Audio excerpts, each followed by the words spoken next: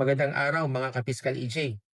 Isa sa mga allegations sa articles of impeachment laban kay Vice President Sara Duterte ay ang umano'y misuse ng confidential funds. Isa ito sa pinakamabibigat na isyong ibinabato laban sa kanya. Pero habang dumarami ang opinion sa social media, dumarami rin ang maling pagkaintindi sa batas. Isa sa mga madalas marinig na argumento ay ito. Confidential nga ni, huwag ka nang maghanap ng resibo o ebidensya kung paano ginastos ang pera.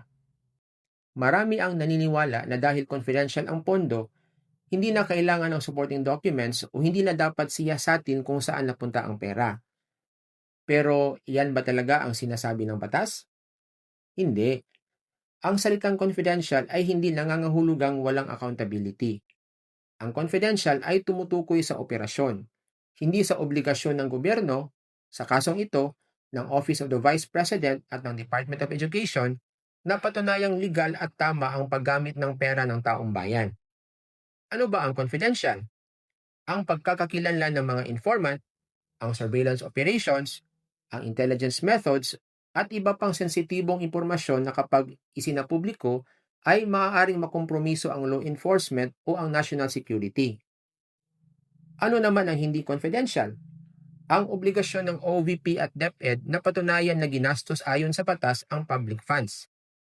Halimbawa, ginamit ang confidential funds para bayaran ng isang informant sa isang anti-drug operation. Natural lang na hindi ilalantad ang pangalan ng informant. Hindi rin dapat isapubliko ang detalye ng operasyon. Protektado ang mga iyan. Pero hindi ibig sabihin yan na wala ng dokumento. Kailangan pa rin may vouchers, resibo at iba pang supporting documents upang maipakita sa mga authorized COA auditors na ang pera ay talagang ginamit para sa isang lehitimong confidential operation. Ang kaibahan lang, restricted ang access sa mga dokumentong iyon. Hindi sila public records na pwedeng tingnan ng kahit sino. Kaya naman naging malaking legal issue ang mga pangalang tulad ng Mary Grace Piatos at iba pang mga pangalan na lumabas sa confidential fund documents. Sa totoo lang, pagbasa mo pa lang sa listahan, parang menu sa food court kaysa listahan ng mga confidential informants.